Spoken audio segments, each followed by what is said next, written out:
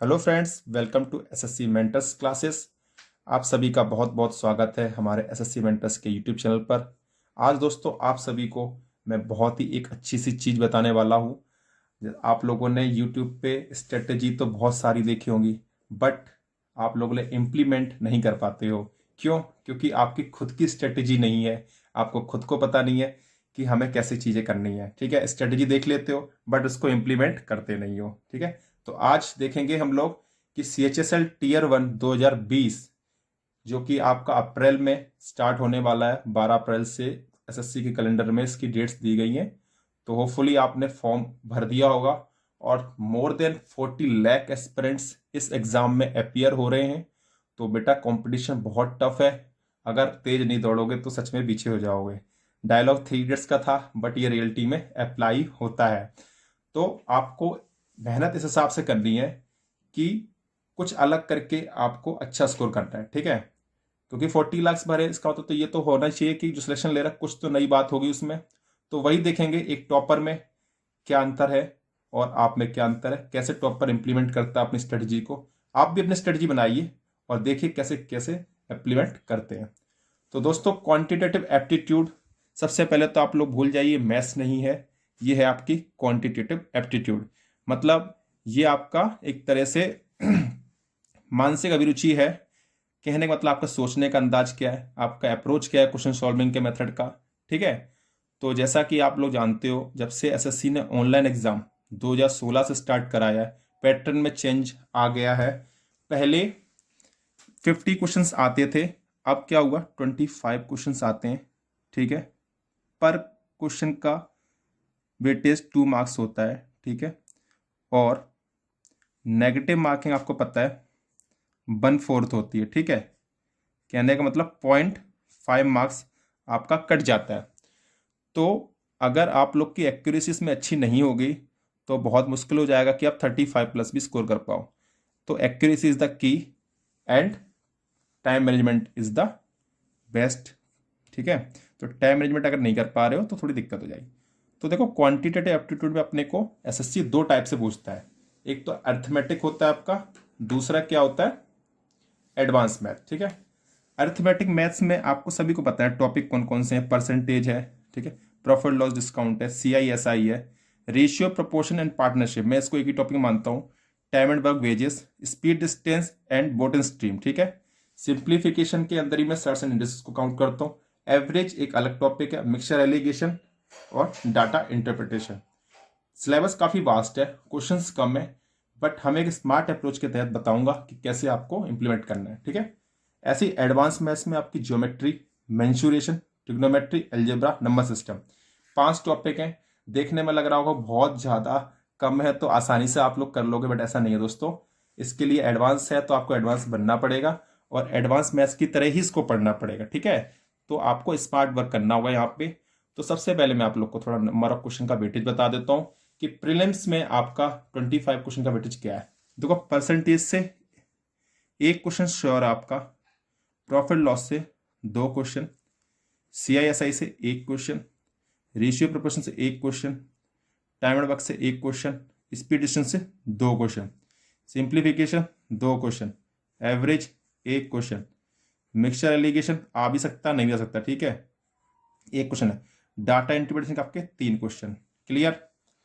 तो ये तो आप लोग को पता भी होगा और नहीं पता तो अभी इसको नोट कर लीजिए। ठीक है, अब आते हैं ज्योमेट्री के फील्ड में। देखो ज्योमेट्री बहुत ही इंपॉर्टेंट है, तो यहां से 3 से 4 क्वेश्चन आपको एग्जाम में देखने को मिलेंगे ही मिलेंगे। क्लियर है दोस्तों? तो सबसे पहले आप लोग देखो कि इसमें ज्योमेट्री में इंपॉर्टेंट चीजें क्या है प्रीलिम्स के हिसाब से। एक तो आपको ट्रेंगल ट्रेंगल पढ़ना सबसे इंपॉर्टेंट। ठीक है, सर्कल और जितनी भी थ्योरम है ये सारी आपकी टिप्स पे होनी चाहिए। चाहे कोई भी थ्योरम हो, एंगल बाइसेक्टर हो, चाहे सर्कल की हो, चाहे रेडियन हो, कोई भी हो। ठीक है, उसके बाद मेंसुरेशन, यहाँ पे प्रीलिम्स में कम वेटेज है, 1 से 2 ही क्वेश्चन आता है, बट आपको फॉर्मूले सारे याद होने चाहिए। ठीक है, ट्रिग्नोमेट्री काफ़ी इंपॉर्टेंट है, इसमें आपको जितनी भी वैल्यूज़ है थीटा की, ठीक है, सबसे पहले वो याद करनी, फॉर्मूले से याद करने। तो यहाँ भी आपके 3 क्वेश्चन फिक्स हैं ट्रिग्नोमेट्री से, इसके 1 से 2 क्वेश्चन मान लो, और एल्जेब्रा के आपके 3 क्वेश्चन, नंबर सिस्टम का 1 से 2 क्वेश्चन। ठीक है, ये मैंने आपको वेटेज दे दिया। अगर आप लोग इस वीडियो को देख रहे हो तो आप लोग चाहो तो नोट भी कर सकते हो, अदरवाइज आप लोग स्क्रीनशॉट भी ले सकते हो। ठीक है दोस्तों, ये तो हमने बात की क्वांटिटेटिव एप्टीट्यूड के सेक्शन की, किस तरह से एसएससी एग्जाम में वेटेज है और कहाँ पे हमें ज़्यादा फोकस करना है।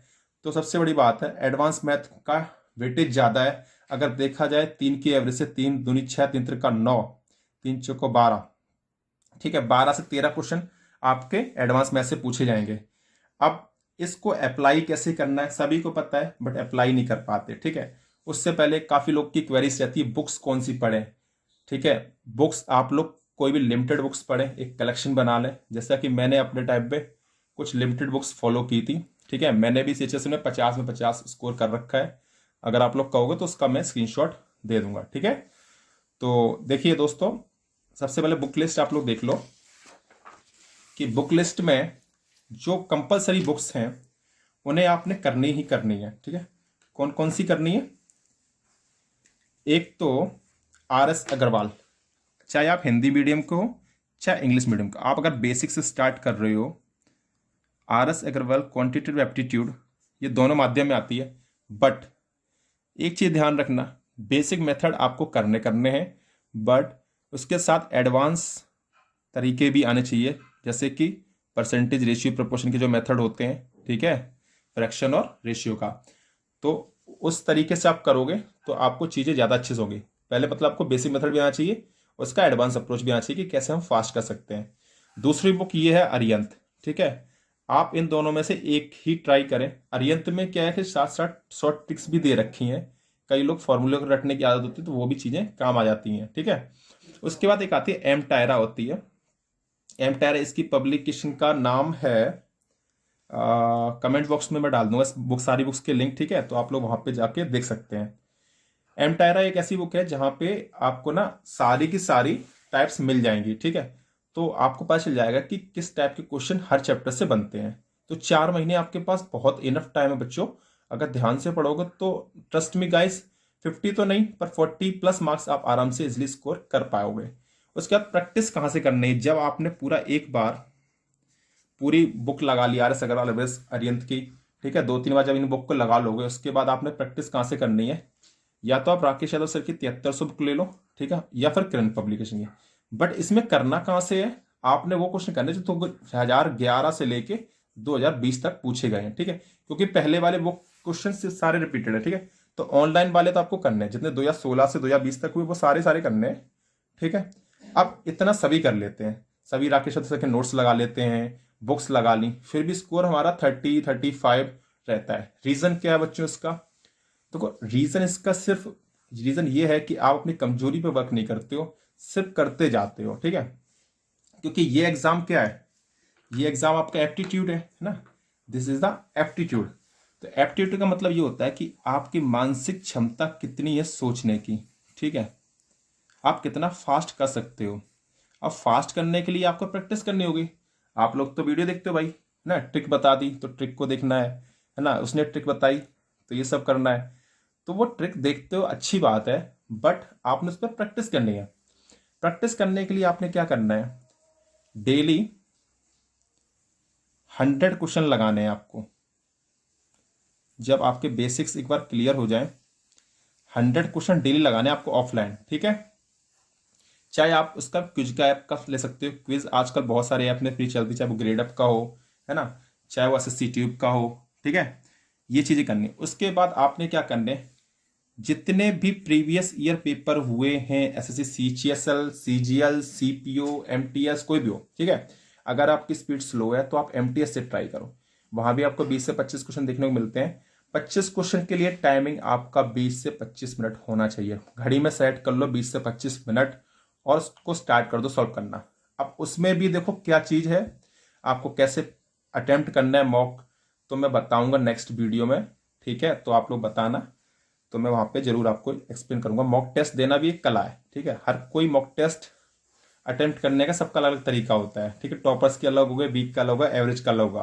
तो आप अपना मॉक टेस्ट कैसे अटेम्प्ट करते हो वो सब लोग कमेंट करके बताना मुझे, क्या 20 से 25 मिनट में अटेम्प्ट कर पाते हो 25 क्वेश्चन प्रीलिम्स के? आजकल क्या हो रहा है कि जब से टीसीएस ने एग्जाम लिया है स्टार्ट, आई थिंक टीसीएस ने एसएससी सीजीएल 2018 का एग्जाम कराया था, तब से लोगों में डर पैदा हो गया कैलकुलेशन का। ठीक है, तो कैलकुलेशन का डर पैदा होना इसलिए है क्योंकि आपके वीक पॉइंट्स हैं। एक तो आपकी कैलकुलेशन बहुत कमजोर, क्यों? क्योंकि आपको टेबल याद नहीं है, स्क्वायर याद नहीं है, ठीक है, क्यूब याद नहीं है, रूट्स याद नहीं है, डिविजिबिलिटी रूट याद नहीं है, यूनिट डिजिट नहीं, काफ़ी चीज़ होती है। ठीक है, ये सारी चीज़ें मैं आपको सिखाऊंगा। ठीक है गाइस, तो 4 महीने अपने पास हैं, धमाका मचा देंगे दोस्तों, बने रहिए बस चैनल के साथ आप लोग। ठीक है, कैलकुलेशन में आज से आप लोग एक चीज़ मेक श्योर कर लें, 30 तक टेबल अगर याद कर ले तो वेल एंड गुड है, अदरवाइज 25 तक तो होनी चाहिए। ठीक है, दूसरी चीज 1 से लेके 30 तक स्क्वायर याद कर लो। ठीक है, इससे ज्यादा भी कर सकते हो, 50 तक हो जाए तो बहुत बढ़िया है। उसके बाद क्यूब तो कम से कम 20 तक हो। ठीक है, और कुछ ट्रिपलेट है, ठीक है, वो भी याद कर लेना, ट्रिपलेट जब ट्रिग्नोमेट्री पढ़ाएंगे। डिविजिबिलिटी रूट हो गए। ठीक है, अब आप लोग क्या करते हो कि मैंने देखा है कई बच्चे मॉक्स दे लेते हैं, ठीक है, और गलतियां होती उनको कभी सोचते नहीं है कि हमने इतना टाइम क्यों लगा, गलती क्यों हो रही। इसी को मैं बोलता हूँ ब्रेन स्टॉर्मिंग।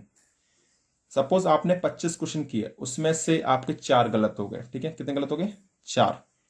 4 गलत हो गए तो 4 क्यों गलत हुए, इसका रीजन ढूंढो। क्या आपकी अप्रोच में कमी थी, क्या आपका तरीका गलत था, या फिर आपका कॉन्सेप्ट वीक था। उस चीज पे हमें वर्कआउट करना है। ठीक है, कैसे वर्कआउट करेंगे? सपोज हमने हमने कोई भी आपको दिया, जैसे सपोज क्वेश्चन दे दिया a+b = 7 दे दिया, फिर मैंने कहा a² + b² + 2ab फाइंड करना है। आप 2 तरीके के बेसिक्स लगाओगे।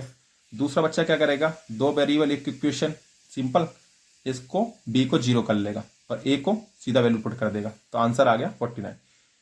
तो ये हो गया स्मार्ट अप्रोच। ये कहां से आई? आपने ब्रेन स्टॉर्मिंग की, आपने सोचा कि एक क्वेश्चन के करने के तरीके कितने हो सकते हैं, तो वहां पे आपको नई चीज समझ में आई। जो भी नई चीज मिलती है, आइदर इन मॉक टेस्ट मिले, एक छोटी सी नोटबुक बनाइए, उसमें आप नोट करते रहिए। मतलब सारी चीजें नोट नहीं करनी, जो चीज लगती है आपने नई सीखी है या फिर बार बार आपको परेशान कर रही है, और वहां पे भी आप जब रिवीजन करोगे, तो जब मैं रिवीजन करता था तो क्या करता, 1 स्टार लगा लेता था अगर मेरे को एक बार में नहीं आती थी, दूसरी बार में वही चीज नहीं आई तो 2 स्टार, तीसरी बार में 3 स्टार, और जब भी रिवाइज करो तो 3 स्टार वाले को हमेशा पहले करना। ठीक है, उसके बाद एक फॉर्मूला लिस्ट आप लोग प्रिंट करा लो चाहे लिख लो, उनको हमेशा रिवाइज करते रहो। ठीक है, आपके जो शॉर्ट नोट्स हैं, फॉर्मूला लिस्ट है, ट्रायंगल्स के रिजल्ट्स हैं, ठीक है, वो करो।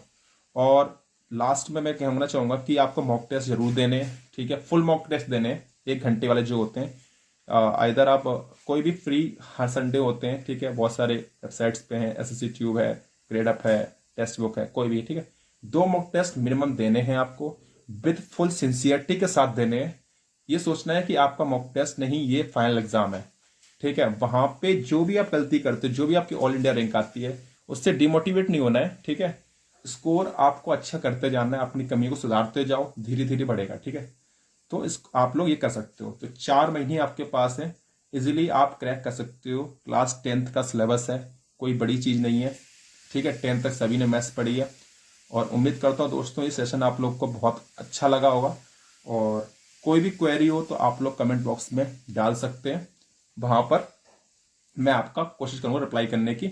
और बुक लिस्ट के बारे में, ये जो मैंने बुक दे दी है मोर देन सफिशिएंट है। ठीक है, और मैंने खुद ने 50/50 CHSL CGL CPO में स्कोर किया हुआ है। ठीक है, तो कोई भी डाउट हो आप लोग नीचे पूछ सकते हैं। Do like and share with your friends video. ठीक है, थैंक यू।